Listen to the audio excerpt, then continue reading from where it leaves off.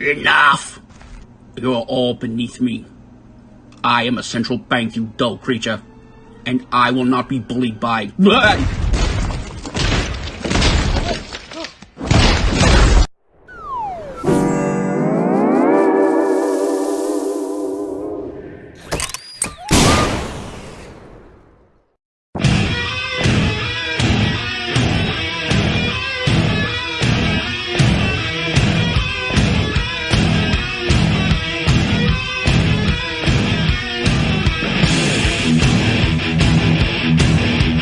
Meetings. It's been. I am now recording. So we'll. All right. I'll actually put this up on my channel too. All right, let's go live and. Makeup. Yeah. All right. Oh, look! I got a notification. Meeting is now live streaming. All right. We're live streaming, and I retweeted your tweet so that people that read my tweets are tweetable to tweet about it. Tweetastic. Tweetastic. Right. And we're live. All right, everybody, we're live on DLive. This is Drunk on Crypto, which we're not going to get that drunk not because it's 9 a.m. Yeah. It's not why, because my co-host, the Irishman, is not here because he is sick. Well, he's probably drunk. I don't know, but this always freaks me out here. Hold on, because when I go live, I use Firefox or Browse. Yeah. And Zoom brings up Edge, so I have it in the background. But then it goes to the DLive main page, so some streamer starts talking in my headset. No one else can hear it. But the first time I did is like, you guys hear that guy? He was singing Michael Jackson. and we're drunk. We're drinking. And I'm like, you guys don't hear the guy singing Michael Jackson? Holy fuck, it's in my head. I was like, dude, he's singing Michael Jackson right now. And then it took me like 5-10 minutes. But I have for like at least 2 or 3 of those minutes, I was like, yeah, something's weird. Maybe I am insane. Yeah. I've proven it to myself that I am crazy. But the Irishman's not feeling well, and then we're doing this on Sunday, so we usually do on Thursday. But Ben's schedule is crazy, so yeah. No doubt, bro. Which I always tease him because he has to get up at 5 a.m. because he lives in Europe and start drinking when it's like 9 o'clock for me, and I always give him crap about it. It is 9 a.m. here; it's not, but I have to go to my niece's house in like an hour and a half, so I can't, drink a lot, but I will drink some. Hey, there. I look at it like this. There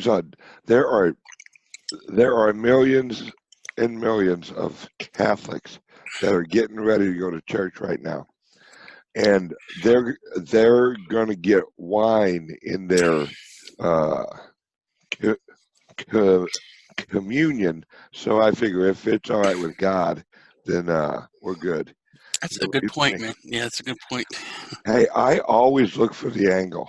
Like what will allow me to drink and eat chicken wings early in the morning. How's the diet going for you?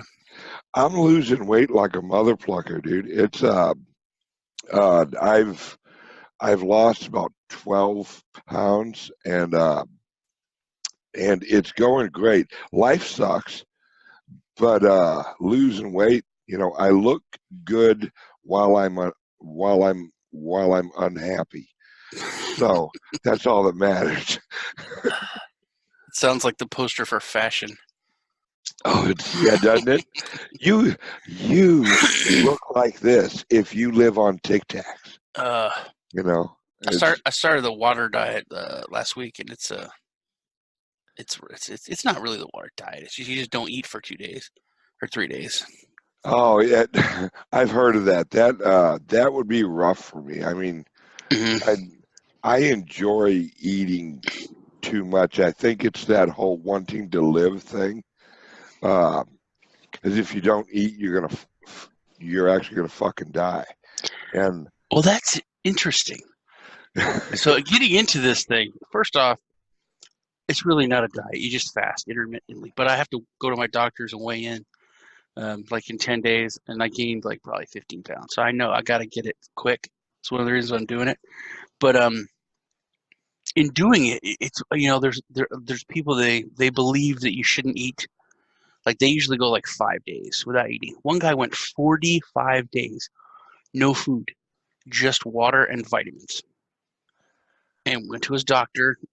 It's insane. But anyway, and they drove him there in an ambulance, right? I don't know. The guy's like fucking dead. I don't know, but these people say, people have been around, human beings, for like 270,000 years, but agriculture's only been around for 12,000 years.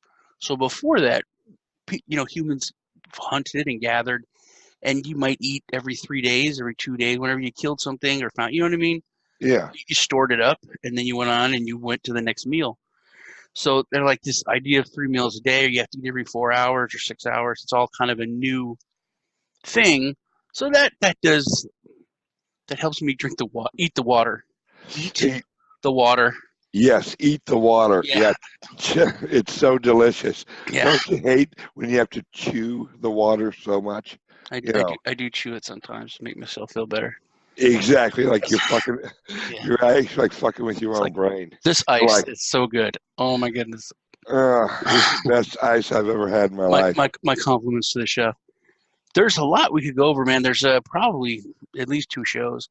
And welcome to the show, everybody. We're just sitting here talking. How's it going? I'm Bitcoin Ben, and this is Satoshi Sean.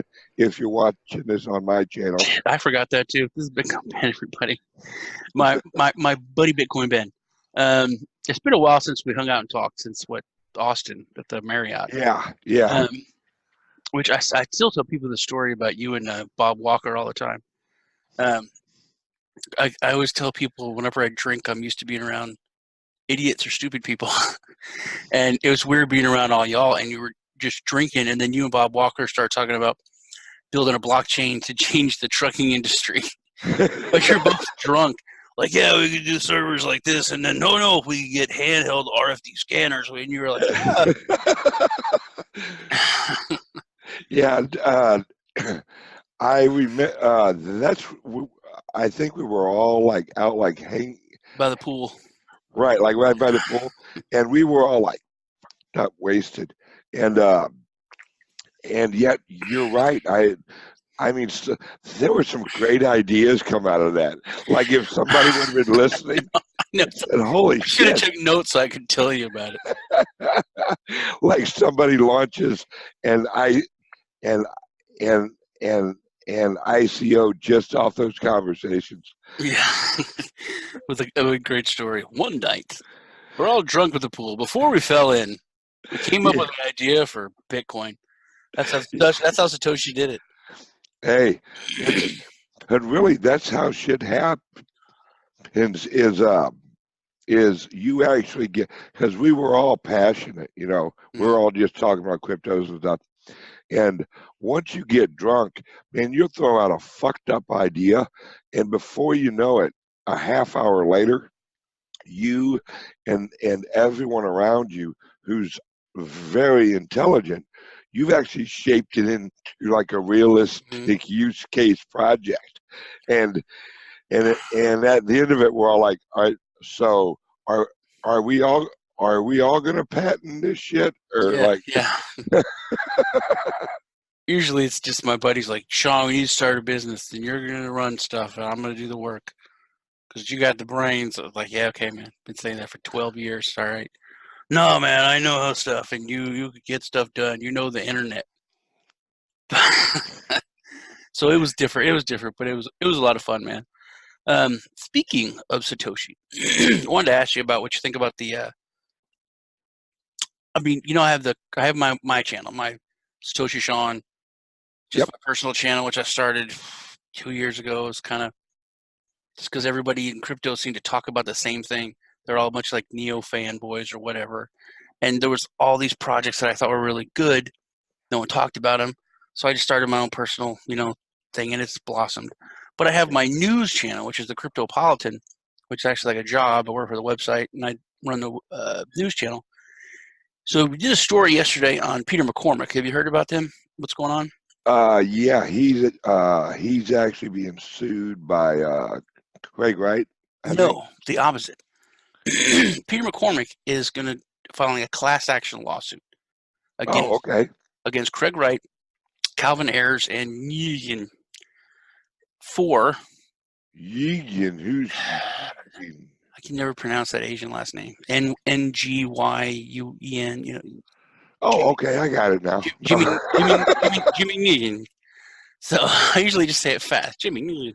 Yeah. But he's filed a class action lawsuit because he says that by Craig Wright saying he was Satoshi and lying about that, and then Calvin Ayers and the other people promoting him as Satoshi and Bitcoin Cash Satoshi's vision as Satoshi's vision, the real Bitcoin, what it's supposed to be, that they misled investors and that they lied, so they're all liable for it. I think that's kind of a big deal. I think if anything happens, even if it goes to court, I think it's going to kill SV. Oh yeah, yeah. Well, SV, I like probably everyone else was very suspicious of Craig Wright. You know, I mean, I'm actually suspicious of anyone claiming to be Satoshi Nakamoto because it doesn't make any sense. You know, if you have been out of the limelight for like 9 years, why the hell would you want to come back? You know, you wouldn't, number one, because number one, no one's gonna fucking believe you anyway. You know, and number two, what is the positive for Satoshi Nakamoto? You know, if he actually comes out and he moves his coins, one thing, the crypto world would go batshit crazy. You know, there's so many angles of, okay, now that we know somebody has access to this wallet, Yeah, they're just going to destroy the price, which doesn't make any sense either. Why would you create something and then actually come out and go, all right, now I'm going to... Or they could destroy it. That volatility is always going to be hanging over it. Right. And it's in a growing market like we're in, you know, you're going to have people who just want to be somebody, you know, and I think that Craig Wright is an opportunist, and he has enough history in the environment that he could he could say, I'm Satoshi, you know, Nakamoto, and there might be enough dipshits that just may actually buy that. Now the other two, the dude with like the slick back gray hair, I guarantee that guy has touched a couple kids. That guy's a freaking weirdo, and I've actually seen him on like mainstream media, and they're interviewing this guy like he's actually somebody. No, number one, wear your hair age appropriate. All right, get rid of that fucking haircut that maybe a 14-year-old boy or a LA lesbian would wear. You know, it makes you look like a dipshit. And number two, it make sure you've got your...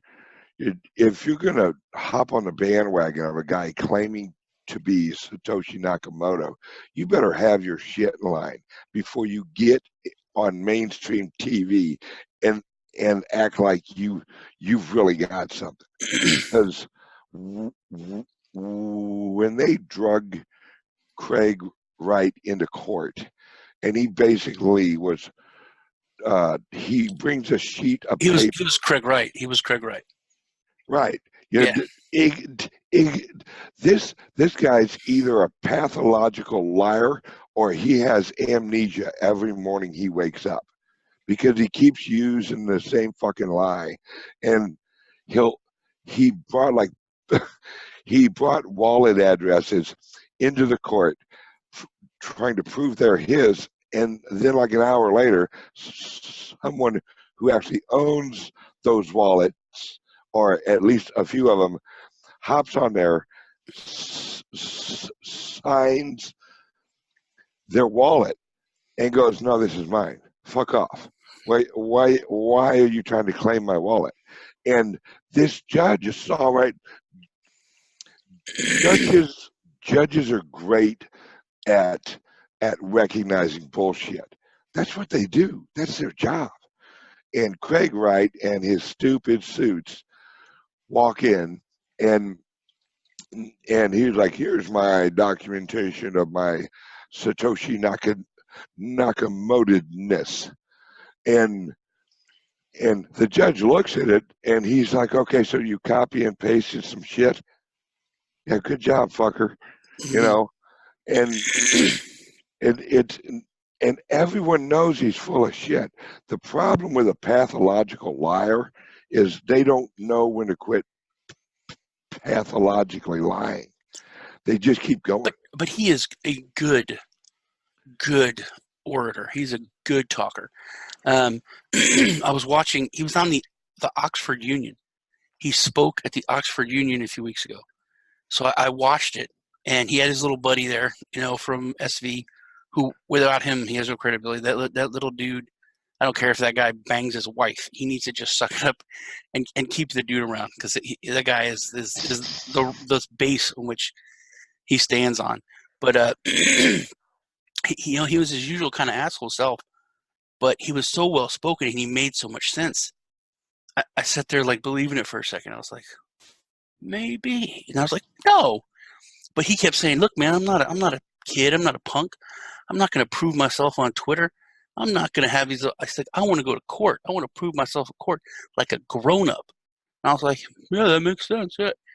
And literally, this is like 2 weeks before the court thing. So I was like, here it goes. And it was just Craig Wright. It was more of the same. It was like, "Hey, yeah, I'm Craig Wright. Here's something I drew." You know what I mean? Like, Yeah. I got this picture, a crayon, the Satoshi. I did that. It's me. And it was like, oh God, he's a good talker though, man. He really is. If he wasn't in cryptocurrency, that fucker would be a politician. I guarantee it, because that's exactly what politicians. The only difference between him and a really good politician is that a politician has the opposition to blame when nothing gets accomplished. Mm-hmm. And Craig Wright has no one against him proving that he's Satoshi Nakamoto. If he was Satoshi Nakamoto, he could prove it. It's like me. If I wanted to prove that I am, Bitcoin Ben, they'd say, "All right, well, log on to your YouTube channel and make a video. You have the password, and then I just log on and go, 'Hey guys, Yeah. how's it? This is Bitcoin Ben,' and so anybody that believes this guy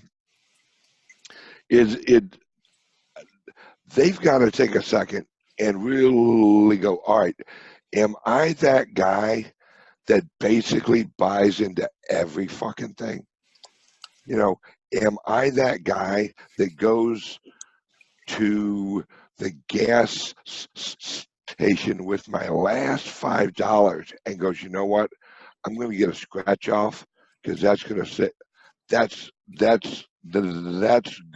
going to bring me up. I'll get a scratch off, win money, then I'll be able to pay rent. Are you that dipshit? And if you're listening to Craig Wright, I'm sorry, my friend, you are that dipshit. You are that guy who listens when his wife or girlfriend says, no. That guy that you caught me with in bed, yeah, we're just friends. We're just close friends. We were snuggling nude because we're close friends, and and don't worry, he's gay.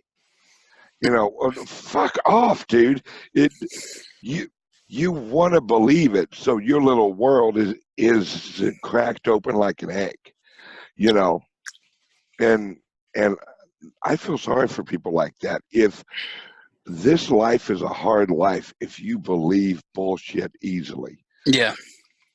and you just have to have some fucking discernment. And if you don't, man, you're at the end of your life, you're going to look back on your life and go, "Fuck, I was an idiot." You know, but That's the thing. People don't usually do that till it's over, till the end. You know what I mean? yeah, I mean, it's and if I'm just rambling on, just tell me to have a hot cup of shut the fuck up, and Well, when it comes to some people, it's like, I mean, you can look at, Trump supporters or the other side or whatever. It doesn't matter. You can't change their mind. You know what I yeah, mean? So I and think Craig Wright supporters are kind of like that. Oh, well, it's like the old, every actor's connected to Kevin Bacon. If you just look at it in the weirdest way, well, he worked with this person who was on this movie, who did this, who was produced with it by this director, who did this, who made Footloose starring Kevin Bacon. yeah, It'll be like that judge was related to this person who went to school with this guy who knew Roger Ver. The judge had it in for him from the beginning. So it doesn't really matter to those people. he, and just for all clarity, I am an actual Trump supporter, but it's I'm not one of those guys exactly like you described. You know, every Hollywood person is a pedophile. No, it's let people be judged off of their own actions. Yeah, what they You do. know, right? And let me explain the Trump thing. I'm pro freedom. All right. Trump is the closest representation because he's not perfect, nor nowhere near perfect, but he's the closest representation of freedom that I see out there. And plus, Washington is so fucking corrupt that it was almost a vote to, all right, let's just see if he can fucking blow this place up. It wasn't almost. You know, It was an anti-Hillary vote. I hated her. Still do. I still think she should be in prison. They're all, I think the Clintons are just one of the most evil institutions. You know what I mean? So I literally said, and I meant this, if Coco the gorilla was running, I would vote for the gorilla over Hillary. oh, I'd be pro fucking Coco all day long. Yeah. I'd have on a fucking Coco T-shirt. You know, oh yeah, and welcome to the American League or whatever. The Justice League, yeah. Yeah, Justice League.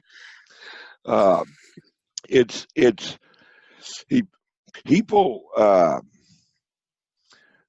people want something or someone to believe in. You know, and I don't blame them. I don't blame them because we live in such a world where where we're all looking for an idol. We're all looking for something pure, you know, something we could lean on and rely on for truth. And I actually think that's why cryptocurrencies are so popular to the people they're popular with, because most of the people in cryptocurrencies are like libertarian, freedom oriented, or have been screwed by like banks or it's they're looking for something honest and true, and nothing's more honest and true than a blockchain.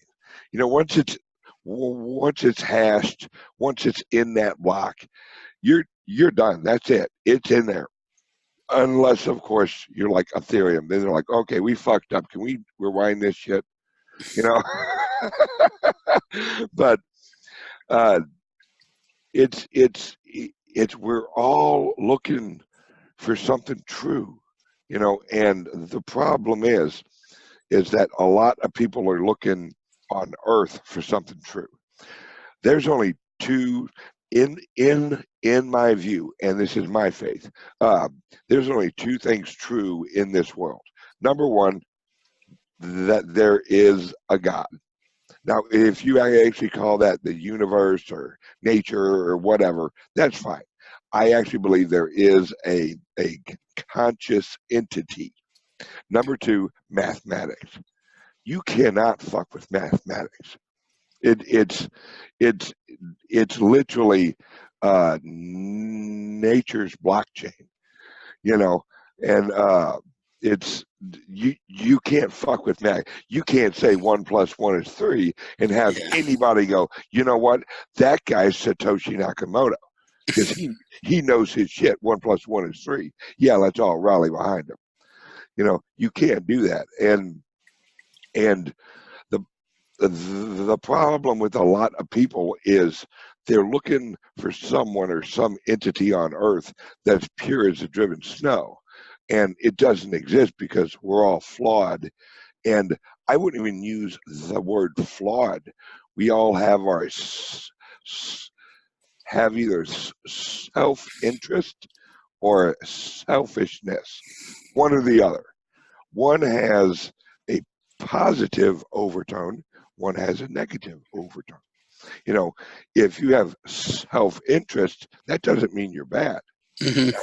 If you're selfish, well, you might be selfish at the price of someone else.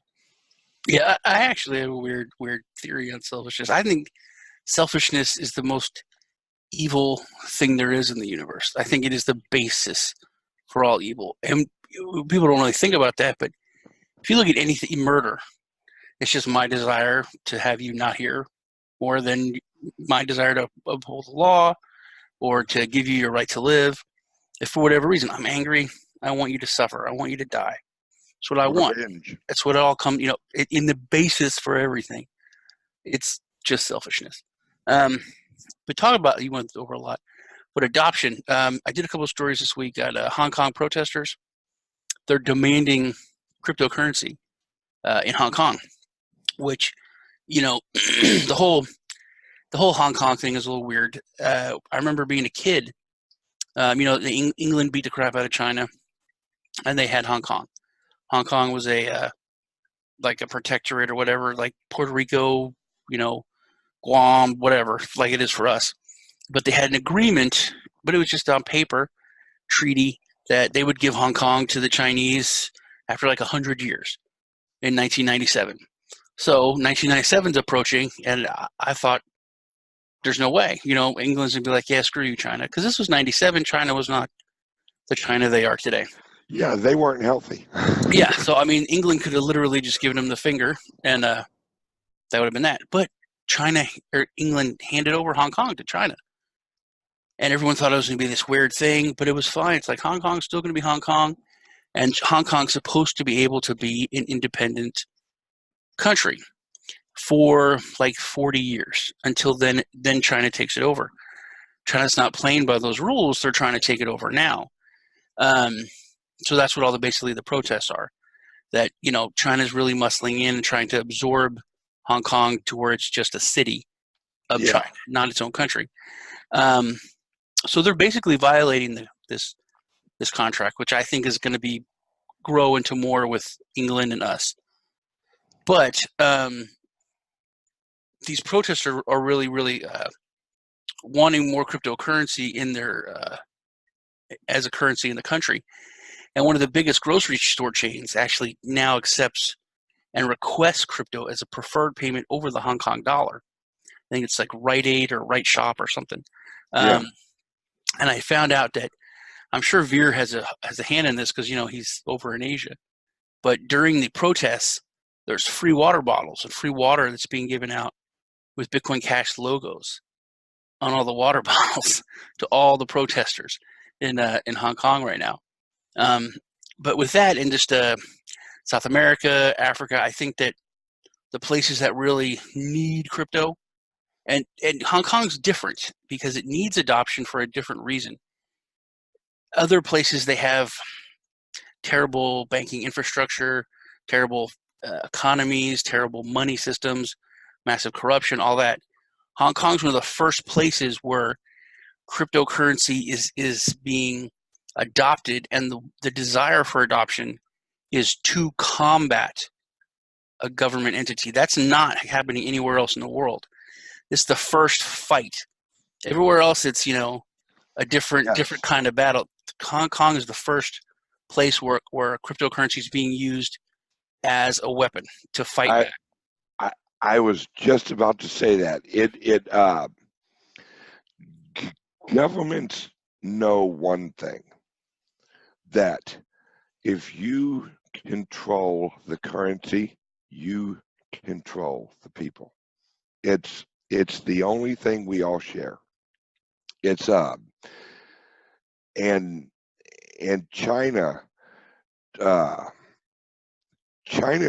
kind of fucking up here. They really are, because in today's world, currency is with the invention of cryptocurrency. It is a weapon that you download on your phone, and that's like loading or actually being able to purchase a gun with an app. Because you're really shooting at the heart of the control of the government. And exactly like you explained, China's invading them. That's what that is. That is not a, hey, we already have authority here, we're going to calm our people down. No, as soon as you cross that river, motherfuckers, you're invading. And Trump, and not that he'll see this, but if somebody could pass this on, Trump, you better encourage these motherfuckers, because if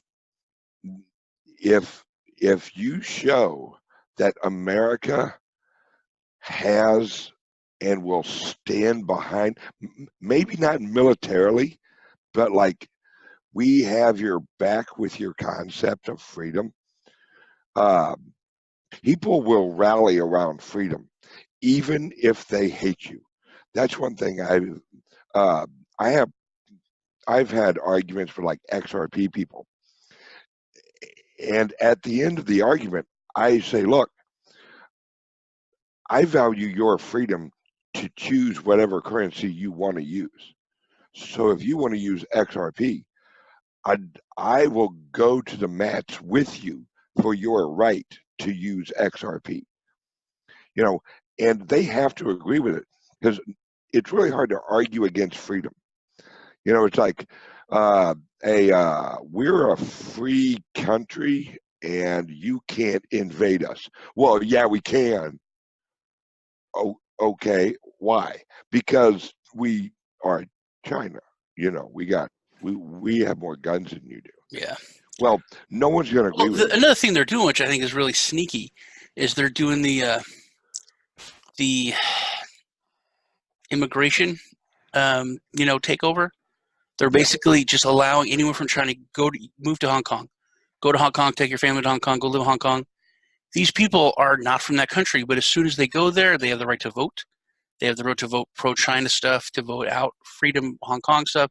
So they're kind of polluting them politically. It's very underhanded.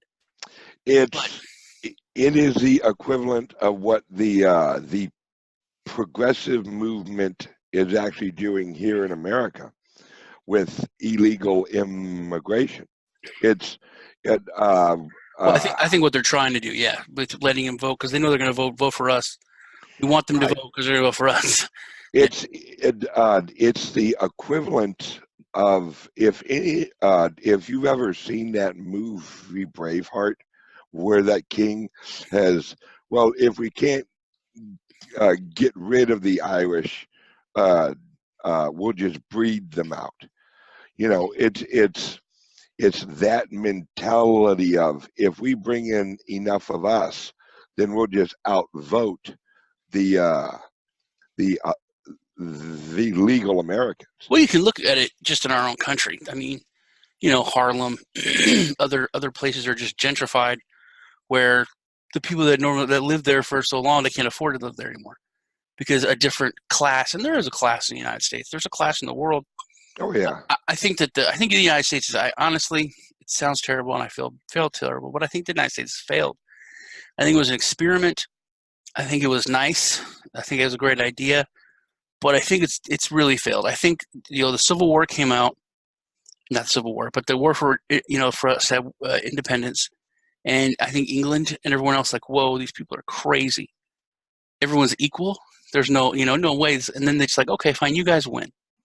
And then over the years, it's changed. You know what I mean? If you look at America now, like you look at Hong Kong, those are people protesting their government, fighting for freedom, and they're flying our flag. And people in our own country are burning our flag. You know what I mean? Yeah, I would have to disagree with you on the American idea failed. This is the American idea. If the left actually thinks they're going to win, they're wrong. If the right thinks they're going to win, they're wrong. This is the American idea. What we're living through is because America, the idea is a constant war of ideas. That's what America is. It's the freedom to have a really bad idea and push it.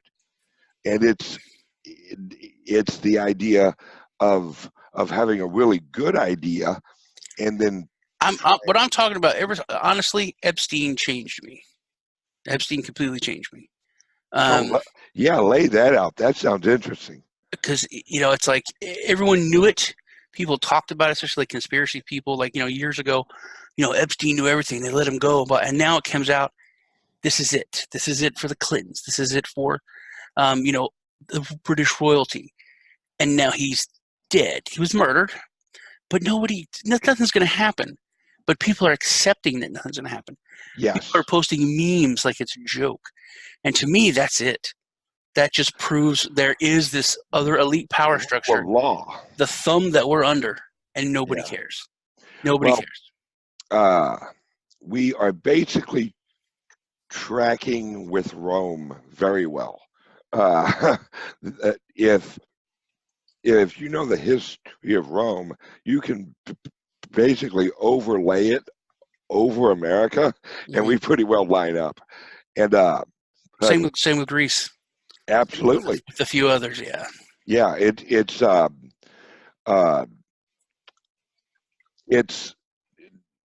I see what you're saying, and you're absolutely right. People give less of a fuck about other people breaking laws that don't affect their lives. Mm-hmm. And the problem with that is, like you explained, it allows a separation where the poor people or the like middle class people, fucking, if you get caught with a little bit of weed, they're throwing several books at you. Where if you're an elite and you happen to kill a witness in a federal prison, and then you go, 3 cameras malfunctioned that were pointed at his cell, and everyone's like, fuck. Yeah, okay, yeah, we'll buy that. But no one really buys it. But that's the thing. People admit that's what's it's like not possible. It's like, yeah, we know it.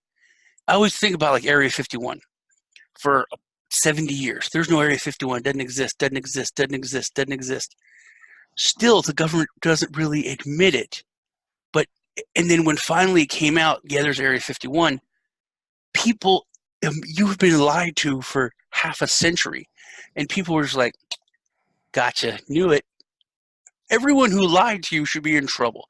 There should be something that happens.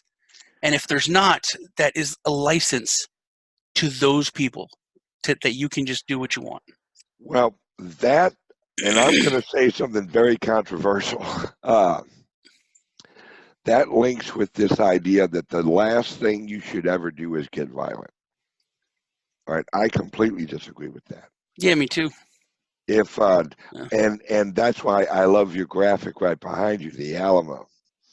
Uh, uh, who was it? Who said, "To hell with you, I'm going to Texas." I think it was David Crockett, but I'm not Yep, sure. I think you're right. Crockett or Bowie, yeah. Yep, and it will reach a point. It will reach a point because they're right now the government is so reliant on, you know, yeah, we lied, but man, let's just vote those people out. But here's my buddy you can vote for. Mm. You know, um, it's going to reach a point, and I think it's coming where We're not talking about anything I was going to talk about, but yeah, it's really good topics. Yeah. yeah, it's there's there's going to reach a point where there will be another revolution right now, because literally where we're at right now in the grand scope of revolution history is we are passing around uh, Thomas Paine's common sense. That's what we're doing right now. Well, see, I think one of the brilliant things that has happened by our overlords is that the narrative, the definition of revolution, of basically action, has changed. Before, even 10 years ago, 20 years ago, if a company did something and you took action, you would write your congressman, you go to your congressman's office, you would go to that company, you would do something. Now, doing something means tweeting, posting a meme, and the people in power are just laughing because literally, if 20 years ago you were like, hey, I made this picture, I'm going to show it to my friends, that'll take this company down. It's hilarious. That's literally what you're doing. You're posting a picture and showing it to your friends. You're not doing anything. But people will I posted, 5 things about this. I'm an activist. No, you're not. No, you're not. Yeah. You didn't create an awareness group. You didn't print flyers and put them out there. You didn't get, you know what I mean? You're not an activist. You're just a dude posting pictures on your timeline. But people think that's action. That's doing something. Yeah. So that's that. I think revolution it's like it's so far out of people's mind of actually doing something now. Yeah. The overlords, and I love that name because it gives it that kind of, that just right kind of applying evil just right. They know their history, and as long as the general public is fat and happy, revolution is like people are looking around going, I got it pretty good. I don't want to fuck this up, But what they don't understand is a jail cell is pretty comfortable if you've got a TV and a nice little bed, and you you're a prisoner, but it's just not uncomfortable enough to worry about getting out. I heard so many things with Boris Johnson this week. They suspended Parliament. Everyone's angry at him and hates him, and he did it. But you know what? He didn't do shit. He went to his overlord, to the Queen, and he said, may I do this? And she said, yes, you may do it. She suspended Parliament. Not one fucking person on this planet, not just England, this planet said the Queen suspended, because she did it. Right. But nobody says it. And then, but the hilarious thing, I'm watching all this stuff unfold with him, suspending Parliament. And everyone, I heard this about 15, 20 times from politicians. I heard it from news people. I heard it from regular people. I swear to God, if you haven't heard people on the news say this, This is a violation of our unwritten Constitution. I'm not kidding, dude. 20 times. Different people. So the morning shows, people interviewing people. This goes against everything in our unwritten Constitution. Unwritten Constitution is a real fucking term over there. Yeah. I was blown away. Let me translate that. We disagree with what he and the Queen did, so we're going to come up with a term that tries to use a word that has gravitas with a word that completely contradicts the other word. It's a constitution must be written. That's part of the definition of a constitution. It's a contract. Understanding. That's it. Right. It's it's people with an agenda trying to confuse the population that doesn't have an agenda yet because it hasn't been set. So that's why the news and the media are called opinion makers, because they're trying to create an opinion in the public. It's all propaganda, whether you're on the right or whether you're on the left.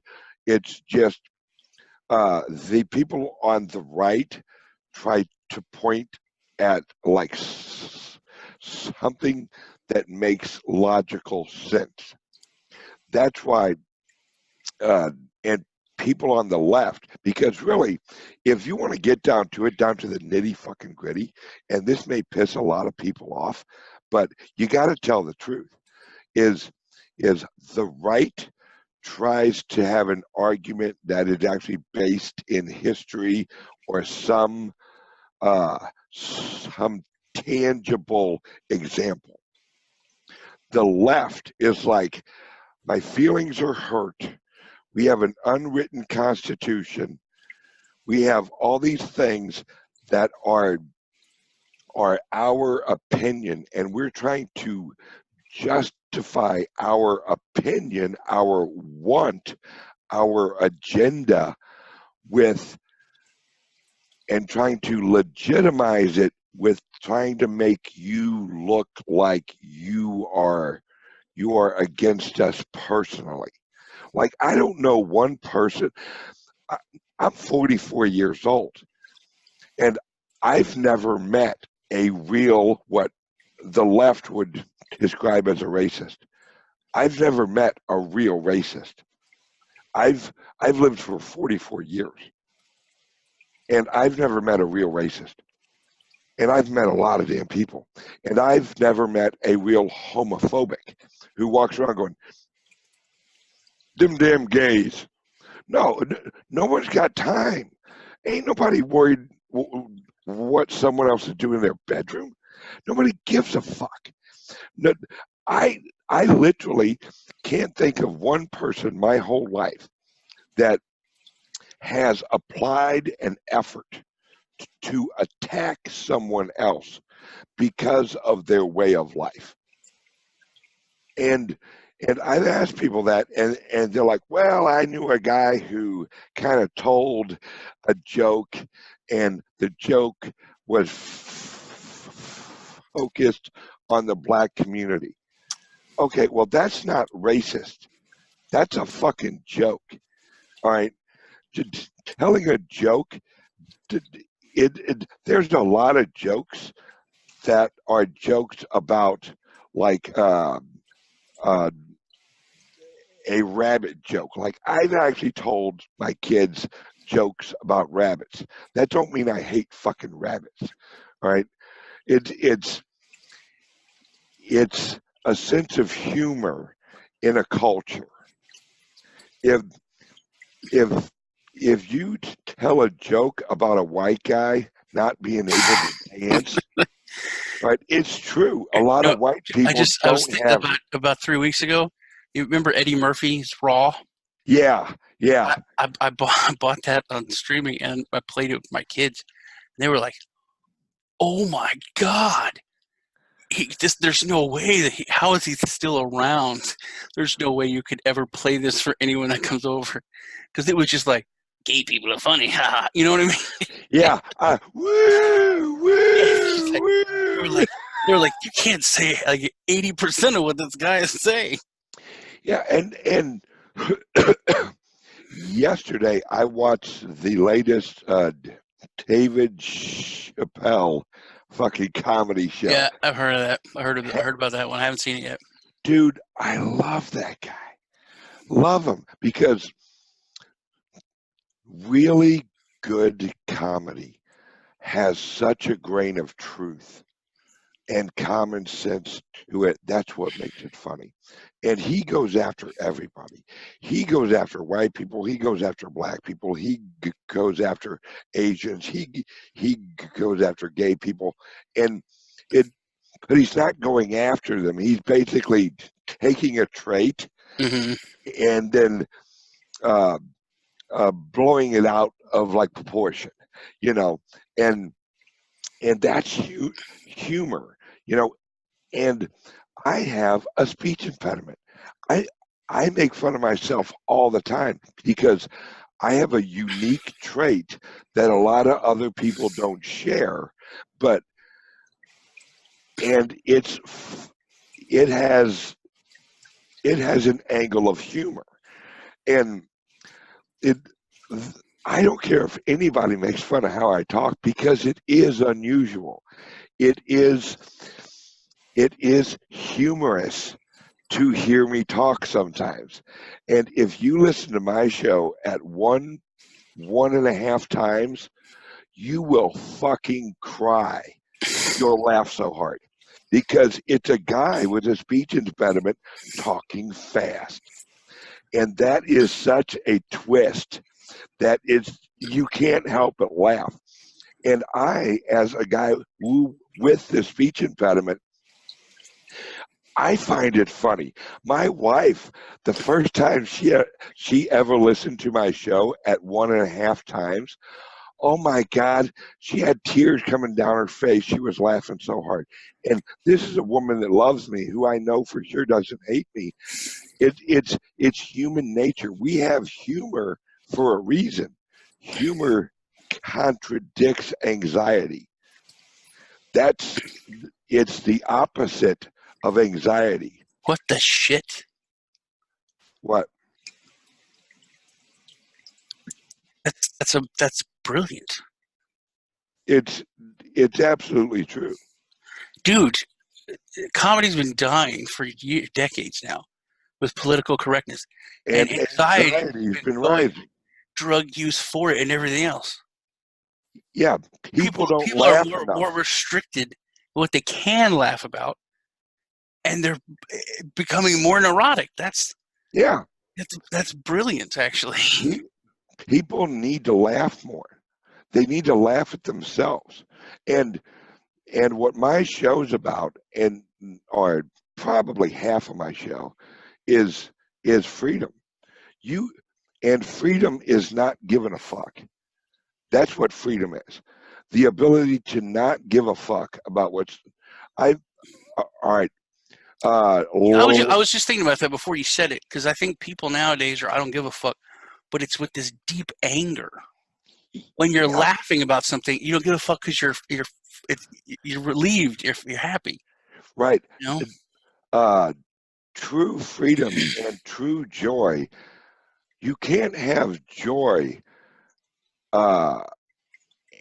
and really, really be passionate about taking down someone else's freedom. There's no joy in removing someone else's freedom. If you get pleasure from removing someone else's joy, then you are just so unhappy and that actually links with what you said earlier, like greed and like selfishness. You're so unhappy with yourself that you need somebody else to be unhappy too, more than you're unhappy. Or someone else is happy would just make you angry. Right. Yeah. Right. And And really, you're angry because you have anxiety of someone else's opinion of you. Because anger is really just just an explosion of emotion of not being able to achieve what you want. And what you want is happiness. Well, happiness is completely tied with freedom. You cannot be happy. You cannot be a happy slave. All right? There's no such thing. And in order to be happy, you have to be free. That's why I think happiness is another thing. Like I said, the narrative's been changed on like what action is. I think happiness, the narrative's been changed. Me and you are older. I think we look at happiness in a different way. People nowadays, I think they see happy as fun. If I'm not having fun, I'm not happy. And that's not true. If happiness is more what I think people nowadays would think content.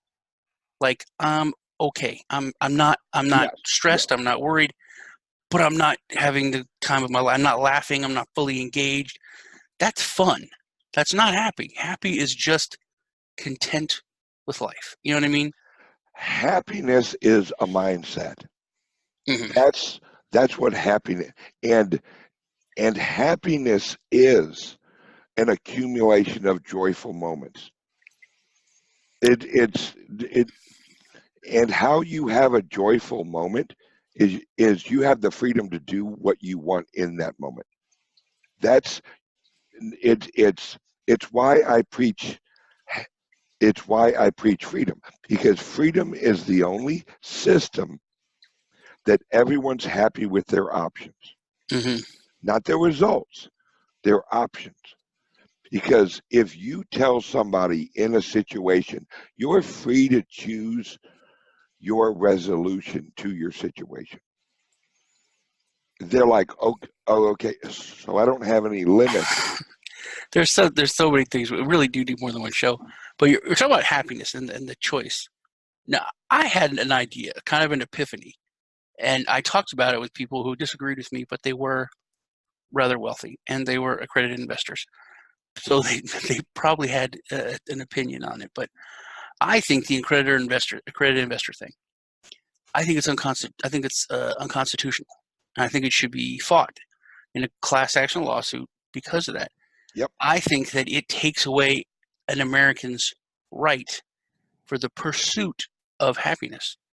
Because it Bingo. limits the regular American. Yeah. They were like, well, no, because, basically, and there's a couple, regulators now that will actually say this. It basically is the government saying, if you don't have at least $250,000 in disposable income, you're too stupid to know how to do with your money. Bingo. If you want to win that argument, this is what you say. You tell that person, so you are limiting that person's education. And they'll look at you weird at first. Huh? What? Limiting their education? Yeah. Because education is an accumulation of failure. That's what education is. People who don't have the freedom to screw up will not learn from their mistakes. And it's all linked. It's if you don't allow your child to touch that item that's hot, they're never going to really know that experience. And there's a reason we have pain. Mm-hmm. Nature gave us pain as a warning system.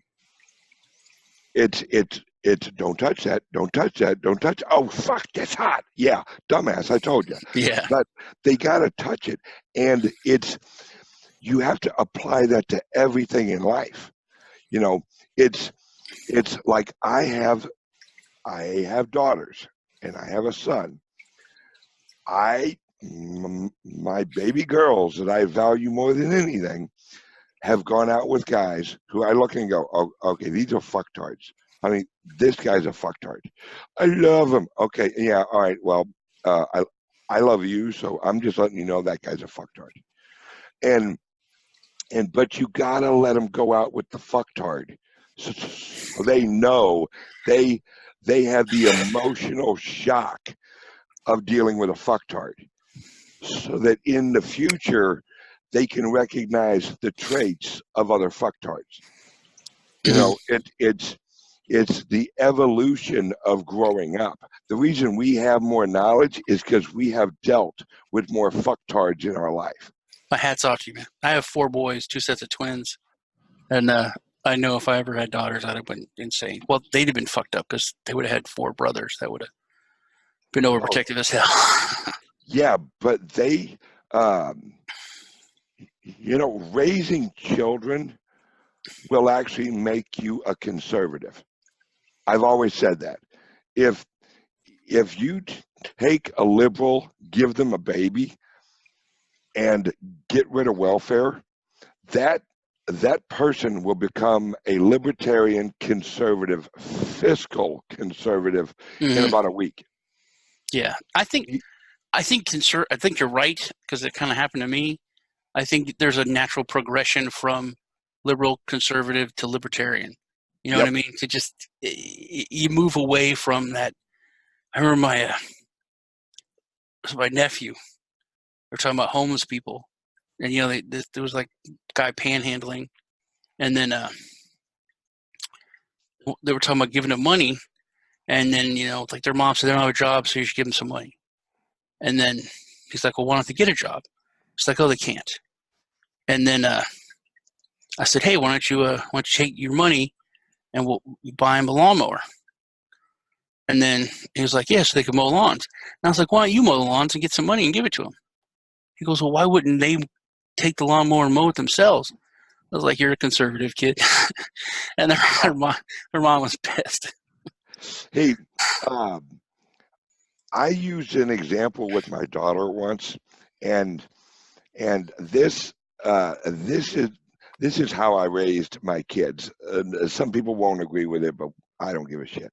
All right, me and my daughter were driving down a road called Broadway here in St. Louis. You can't throw a rock without hitting a hooker on Broadway.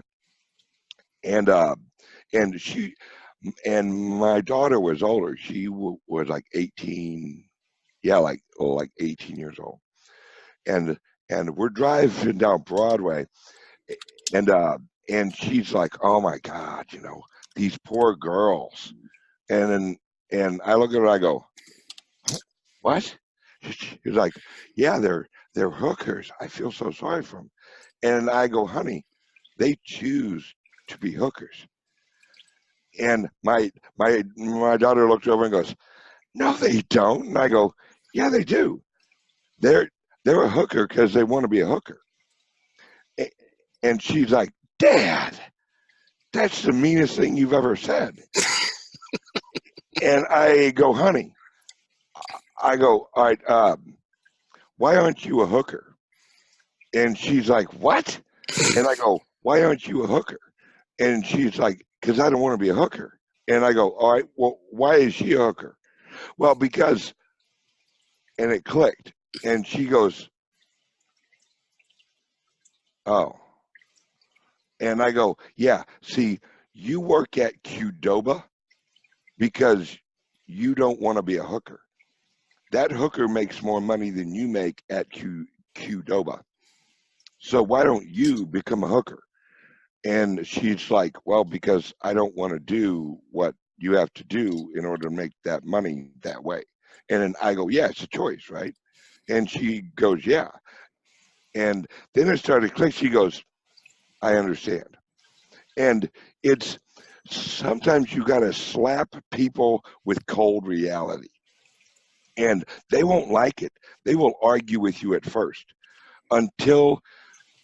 unless they're truly like just lost people.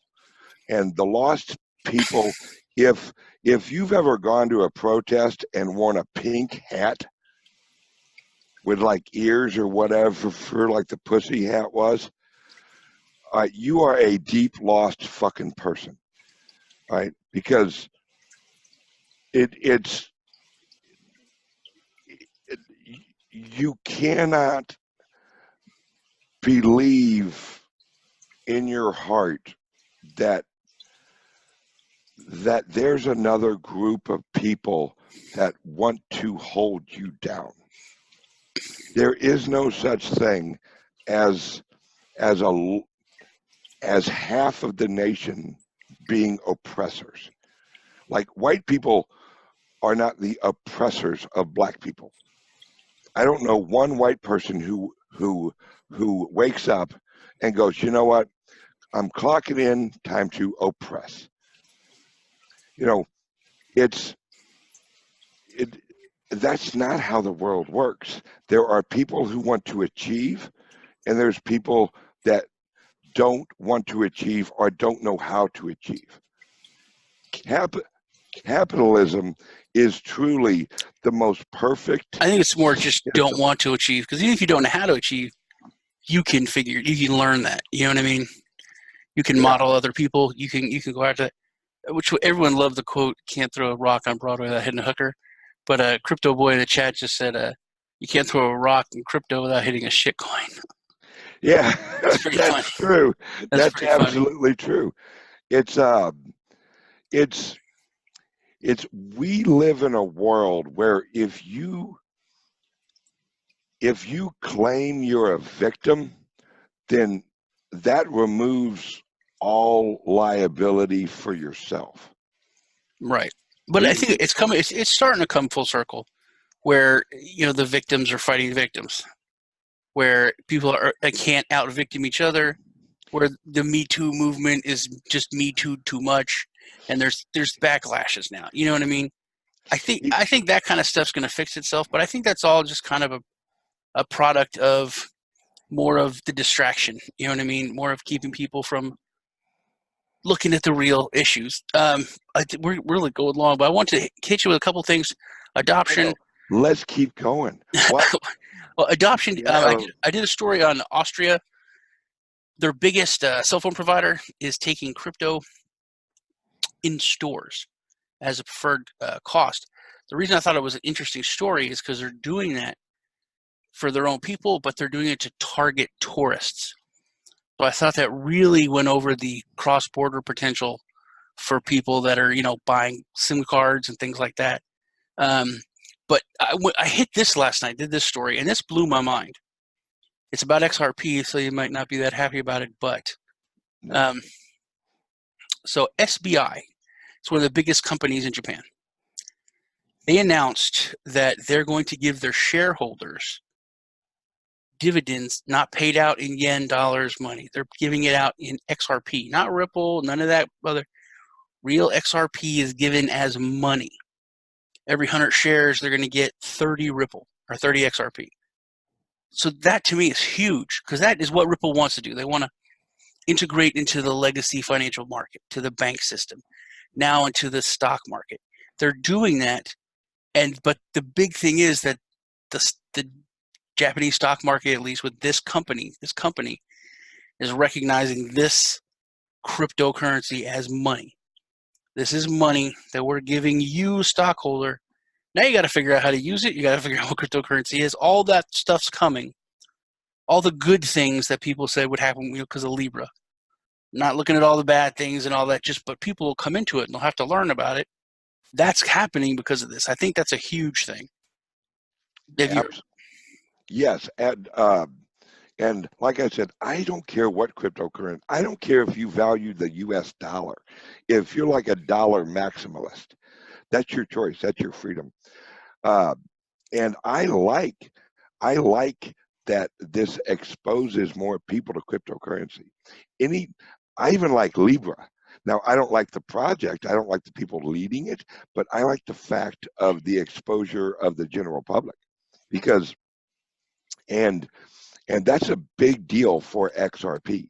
That's a huge deal, but it's an even bigger deal for cryptocurrencies in general. For crypto in general, yeah, I think so.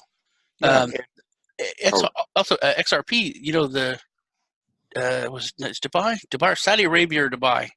They're having Ripple come in and set up their entire banking system again. That's like a really, really big thing. Also, everyone in the chat, if you're not subscribed or following, click on to follow us. Oh yeah, really please follow his channel, and if you're watching on his channel, follow my channel. Yeah, Bitcoin Ben, and then if you're watching on Ben's channel, Satoshi Sean, go follow me, give me a thumbs up. Absolutely. I want to hit on Libra. There's something, and this is really big to me. I've tried to talk about it. People don't seem to think it is as big a deal as I think it is. I think this is a huge thing. I'm a big sci-fi nerd, and I see Blade Runner. I see all this dystopian future coming that we're almost in, or we're in now. I think when Libra came out, and Antonopoulos said this, there's fiat money, which is the money of governments and tyrants, and that there's going to be Libra, but there's going to be corporate money. And then there's cryptocurrency, which is people's money. And that was all, but these are like words, you know what I mean? Philosophy and words and blah, blah. So Libra comes out, you know what happens, it's a shitstorm. Now cryptocurrency is in the forefront. Oh, we need regulation. This has to happen. This has to happen. I think it made us jump at least 5 to 10 years ahead, quick, right away, overnight. And then people start saying Libra's not going to happen. There's too much, the government's so fighting it, blah, blah, blah. So I did a story the other day on the Cryptopolitan where Maxine Waters, and I didn't see this in the mainstream media, Maxine Waters went to Libra's headquarters and met with the team. Do you know where Libra's headquarters is? In Switzerland. In Switzerland, not in the United States. Mm-hmm. Its currency has moved to the banking capital of the world that is set apart from other countries and has special rights. To me, that's the first move in fighting for a corporate money. Absolutely. And then Walmart came out and said, we're going to make a Walmart coin. You've been to Texas. In Walmart in Texas, we have doctors in our Walmart. We have opticians. We have basically it's its own ecosystem. You can work from Walmart, get paid in Walmart dollars, pay for your health, your food. You could live off the company store. Yep. Like in the old days, this is literally the company store with company money. Yep. So I think this is coming. I love your brain, by the way. Thank you. It is kind of sexy, but but this is the thing. This is what troubles me, because I think this is coming faster than anyone is willing to admit.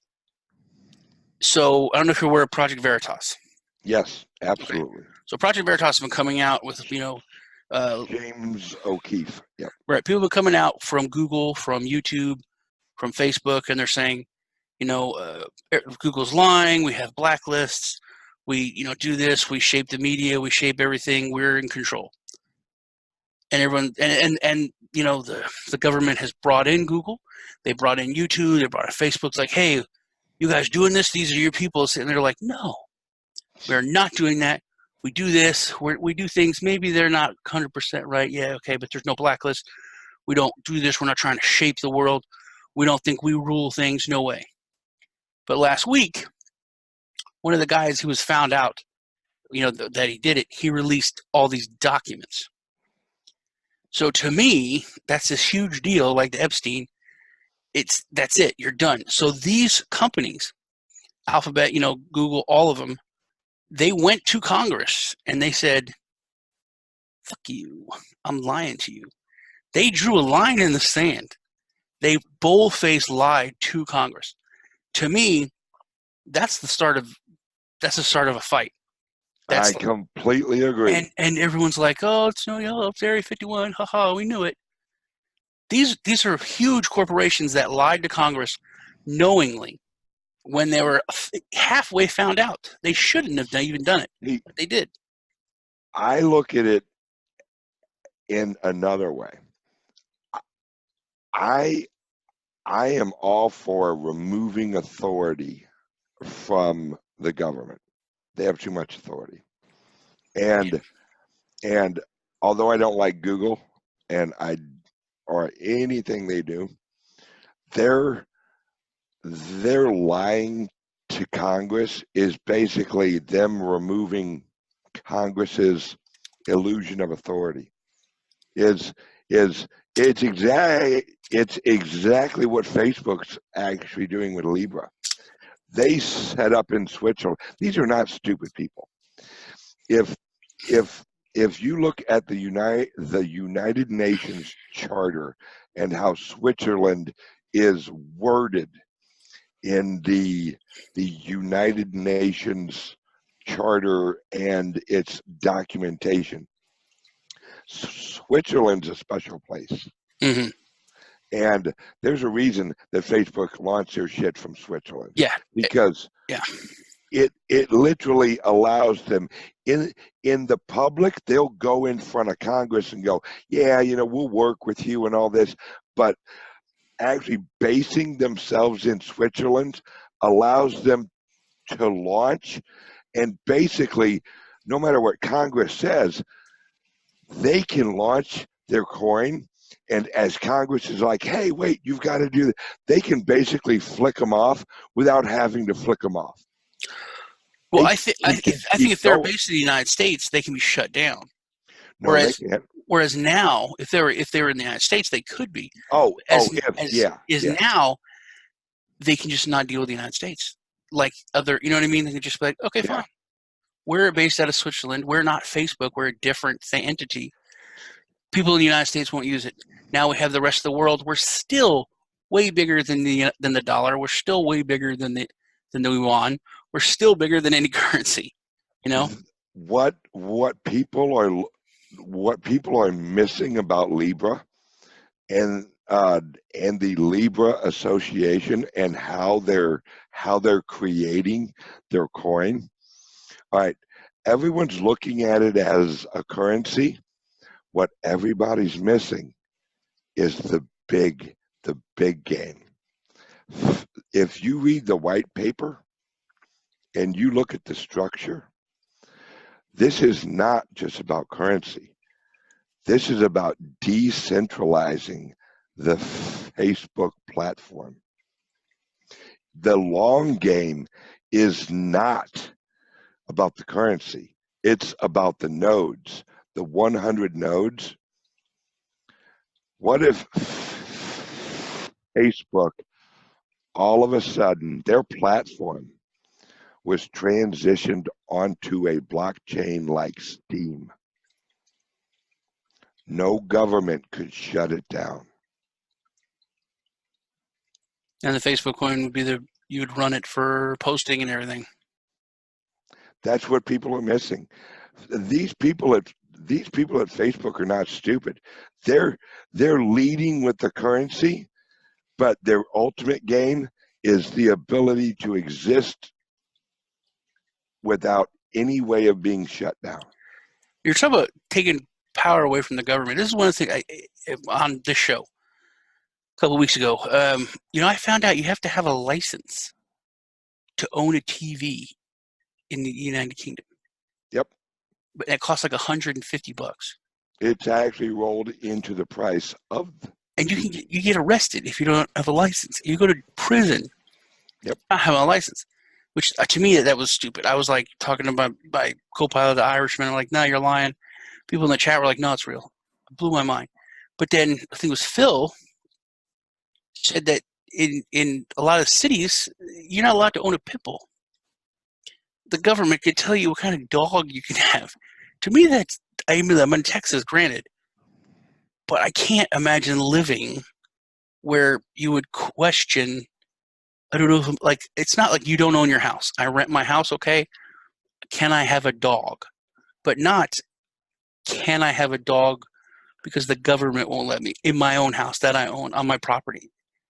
Blows my mind. And this links with what I was just actually talking about with Libra and like Facebook and their executives lying to Congress. It's laws only work if people follow them. it's why they'll never be able to outlaw drugs or really get rid of drugs. Laws are illusions. That's it. Just because you write something down on a piece of paper and a group of congressmen or senators, they pass a law, then the president signs it, doesn't mean jack shit.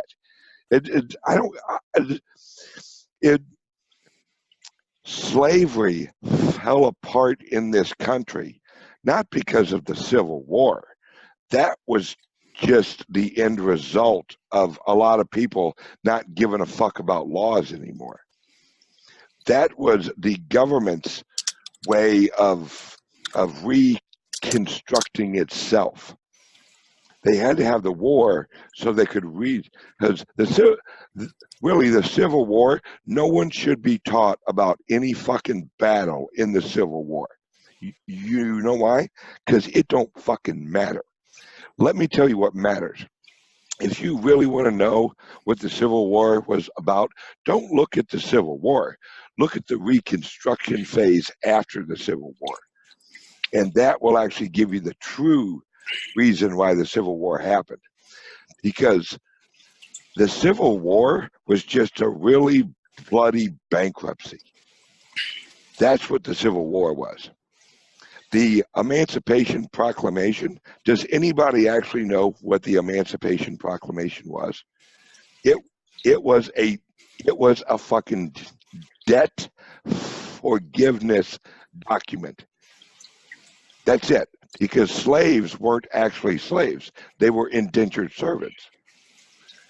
The slavery campaign was just that, was just the marketing campaign of the Civil War. Because indentured servants sold their labor as a future. That's it. They sold their labor into a 7-year future. And the Emancipation Proclamation was the elimination of those future contracts. So what do you think the fallout, or what do you think is going to happen? Because I think the government has to see, and it's not just Facebook, it's not just YouTube, it's not just Google, it's not just Apple, it's not just Amazon. It's all of them that the alphabet mafia, basically. I think the government has to see them as they're not fucking around. They just lied to us. They just drew a line in the sand. They're not scared. They're not scared. They came before our big show. They came to the big show. They sat there. One person in front of our huge masts up. We're all up high looking down on them. And they're like, no, man, it wasn't me. Not me, buddy. Yep. But what do you think the government's going to do? What do you think is going to happen next? I think that we are at the point, and I'm going to reference something that's going to blow people's minds. We are at the point in the Communist Manifesto, the last chapter, where Karl Marx walks or explains the gradual move away from a structure of government. Right. Mm-hmm. Exactly. I think so too. I think it's either the government's going to go and invade Facebook and kill people, or they're going to be like, back off. But if they back off, then I think we're heading for that dystopian future where the government is this like not inconsequential, but corporations, like, together they could kill them. You know what I mean? If there was an all-out war. So 1-on-1, maybe 2-on-1, the government will wipe the floor with them. But everyone knows there's like this weird balance of terror that keeps everyone in their corner and keeps this peace. But I think corporations are going to have a huge amount of power. They might have their own army, military, but security force. They'll, things like that, because the government's going to pull back. I think that's where we're at, and it's a scary time. It's a weird time, but I think that this was the first step. Them going before Congress. They have a currency. Everyone's looking. Amazon's looking at currency. Walmart's going to have one developed. Forget about the fact that China is about to release their own digital currency. All that, and I've been starting to say communist China now. you know, they're starting to say it in the news more too, because they're kind of trying to, but it really is what it is. Yeah. They're a terrible government.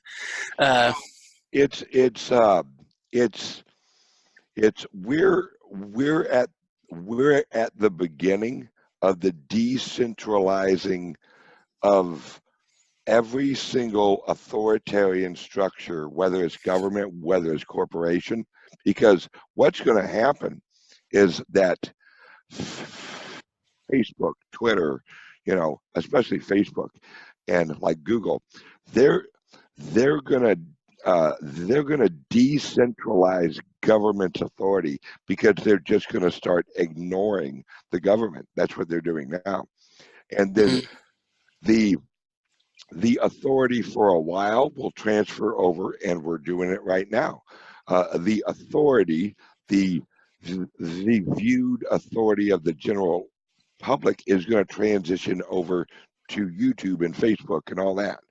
And then that's when the true cryptocurrencies, and I say true, it are going to take over. Ripple is going to be a mad success for about 8 years. And then that decentralization of government currencies that XRP is involved with will go through another revolution that will be the mined competition based currencies will actually take over XRP. And that's the long game I'm playing, because and like I said, this is nothing against XRP. This is against the entity of Ripple. And it's not that Ripple's bad. It's just Ripple is a transitionary entity into a more decentralized world that is based on competition. Everything is decentralizing into a point where eventually the whole world is going to be decentralized, because no one's going to have the ability to affect anyone else on the internet or in this ecosystem, because it's going to be decentralized on blockchain, and the blockchains are going to be based on competition of participation. That's what mining is. All right. Ripple has a lot of authority in XRP because you cannot actually duplicate Ripple. You cannot duplicate the corporation Ripple. With Litecoin and Bitcoin and like coins that are actually mined, the mining process is actually based on competition. Anybody can mine. That's a competition of efficiency. And that lines up with nature. Nature is a competition of efficiency. And although XRP will be a great success during this transition from the old system into a more decentralized system, XRP and Ripple will be decentralized by a competition-based economy that we're moving towards all at once. So the centralized of government is going to be decentralized by Facebook. Facebook is going to be decentralized by another platform. And it's all happening at the same time.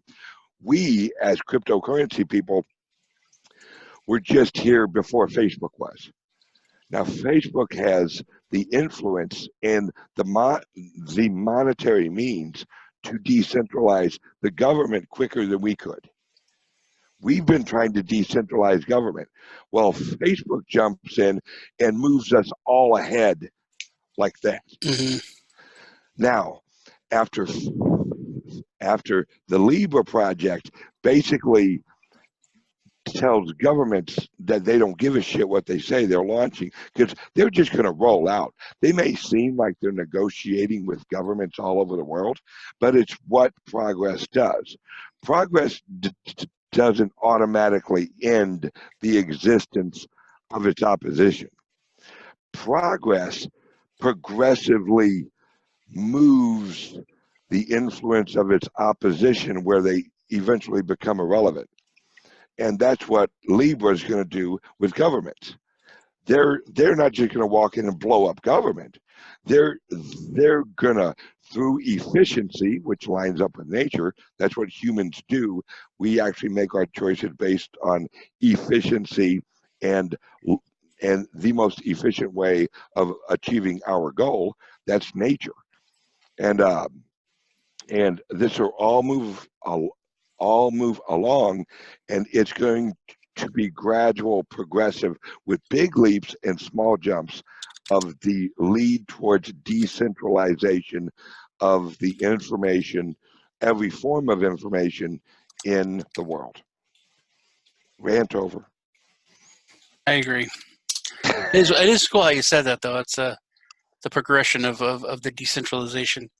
Because I think what you said about XRP, and it's, XRP is not like a true crypto, but it is a crypto. Whereas Facebook, completely not a crypto in any shape. It is a digital currency, fully centralized digital currency. I think, like we were talking about with SBI and so on, Ripple is really doing that. That's getting people into crypto, doing all that. Everything that everyone said that Ripple or that Libra would do or is going to do, it will do it to a certain point. But there's people that have been using in-game currency for years. You know what I mean? That's technically digital currency. So it's not, I don't think it's going to be as big a deal as like XRP. Like, this is real cryptocurrency. This is what you get instead of money. Figure out how to use it, dude. You know what I mean? That's a huge thing, especially to investors. I think that was a big deal. Yeah, corporations and all of these banks, they need Ripple. Ripple's their lifeline. If they don't if they don't partner with Ripple, they're going to become obsolete, because one friggin' bank launching their own currency, or even one country launching their own currency, is not going to do anything. Because, and let me explain why. Because what we're losing across the globe is not, damn it, we need more cryptocurrency. No. What the people are really saying is, damn it, we have no trust in anything. We are losing trust in all of these entities. We're losing trust in government. We're losing trust in like banking. The globe is becoming more non-trusting of the rest of the globe. You can just look on YouTube, and you can look at a news report on CNN with 30,000 views, and then a news by an independent, couple people in a warehouse with a studio set up on a budget of like 100,000 a year, getting 500,000 views. You know what I mean? Literally crushing the competition in real time. Because people just don't trust it. I think WikiLeaks, the government's like, that's a terrorist organization. They're terrible, and people are like, I trust them more than you. Literally, I remember thinking that during the election. I was like, it's really weird that I trust a bunch of hackers more than I do, the news media or my own government. It was just a strange thought. You know what I mean? Yeah, I think the reason you trusted them is because they had an open agenda of freedom. But I never would, as like a 10-year-old kid in the 80s, I never would have thought that. You know what I mean? I loved my government. I trusted my government. The Russians were bad. They want to kill me. You know what I mean? These guys are going to protect. I never would have thought in a million years, as a little kid, Sean, that I'd be like, you guys I don't trust you at all. You know what I mean? Yeah, it's and here's an analogy that you bring up, the USSR. Do you know what really brought down the USSR? Money. Nope. It was what brings down every other tyrannical government or every other tyrant? Information. Video cassettes Oh brought yeah. down. Because once they could get images from the outside world, they saw the real they saw the real Western world, because their propaganda inside USSR had created an image of the Western world. Well, you bring in videotapes. That's why China won't allow YouTube. Yeah, they have the Great Firewall. Right. Because if the people in China actually saw the truth that Americans But see, don't hate them. the thing is though, because it's a little bit of the both. Because Reagan and we crippled them financially, Russia, the Yeah, Soviet Union, yeah, and then they had this stranglehold on information. So people were hungry for better. With China, we're working with them. We're not crippling them into bankruptcy. I mean, Trump's doing just starting, yeah. but it hasn't been a focus or an agenda for decades. So China is not. They're not yearning for more because they don't have it terrible, but they have this still the stranglehold on their information. There are whole cities that are just you can't leave this. It's basically like Escape from New York, where whole cities and certain, because it's real racist. Certain Chinese and then Muslims and all that, they put them in more like city prisons. They're not allowed to walk around. They have like ridiculous amount of police. There's cameras every 10 feet. I mean, it's insane. But they still, they got food. They have life's not as bad as it was in Russia, It's or a in the Soviet. very comfortable prison. Yeah, and so it's not the same. But I think it was definitely information and money when it came to the Soviet Union, because you had to create the yearning for more, to put in to risk watching the video cassette. Yep, and if you want to know the truth, Trump is playing China perfect, because these trade wars, if you know your history, all right, what really killed Hitler wasn't losing the battles. I thought it was a bullet. Well, yeah. Well, he didn't shoot. All right, yeah. But no. What really killed the Nazis was the embargo on food. Mm. All right, that's because the It's just, Fanta. It's not Nazi soda. yeah. I always tell people that and they freak out. It's like, yeah, I said that there was the embargo. No one could get Coca-Cola. So the Nazis were like, we'll come up with our own soda. They made Fanta, and that's like, yeah. It's the thing that has Trump is trying to help the people in China. The people in China just don't realize it yet. What's going on over in Singapore, or Hong Kong. Hong Kong, yeah. They both have problems, but Hong Kong's the one China's taken over. Yeah, well, that the trade war is actually gonna lead to internal struggles for China, because China's number one focus is not to piss off their population too much. To me, and we got to cut it because we've been going for a while, a couple hours. But to me, like I said, it was weird. Remember when I was a kid, it was weird that England just capitulated and gave Hong Kong to the Chinese. Honored the contract. Everything's fine. No one thought it was going to happen. Everyone was expecting a fight. So to me, China doing what they're doing to Hong Kong is basically reneging on the rest of that contract, which if England played the long game and that was their thought, England could literally show up right now with a fleet, just walk in and say, hey, you guys broke the contract, we're back. Mm-hmm. And with the United States, with the trade war and moving towards a hotter war, China would have to make the decision to give back Hong Kong or to fight the United States and the United Kingdom. If that's what's happening, and it's kind of brilliant chess move, which took 25 years, but that would be insane. Well, let's end on that, because if we don't, we'll just keep talking. Yeah. How long have we been going now? Almost 2 hours. Oh, is that it? That's a long freaking time, man. No.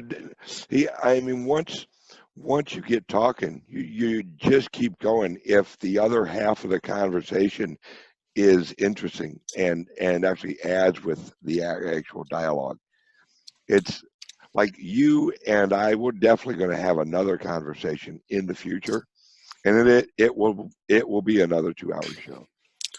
I'm sure. I'm open. Hopefully, it's not 9 a.m. on a Sunday, but hey, think how interesting the conversation would get if we were buzzed on a Friday night.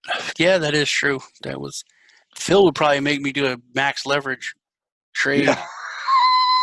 100 times. You did that last time. I actually made like 70. Like I closed it. I made like 75 XRP.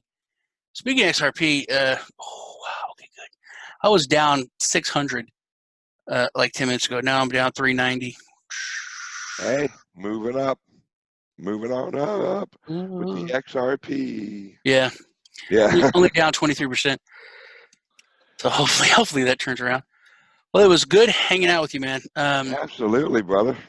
Urban Industry. Thanks, everybody. Remember to follow. If you haven't followed, go check out Bitcoin Ben on his channel. If you're on Bitcoin Ben's, come over to Satoshi Sean and the Cryptopolitan if you want daily news. Cryptopolitan. The link's on my page when you check it out. Let me see if I can stop the live stream. You guys take care. Thanks for the follow. Guys. Thanks for the Lino. That's the first time.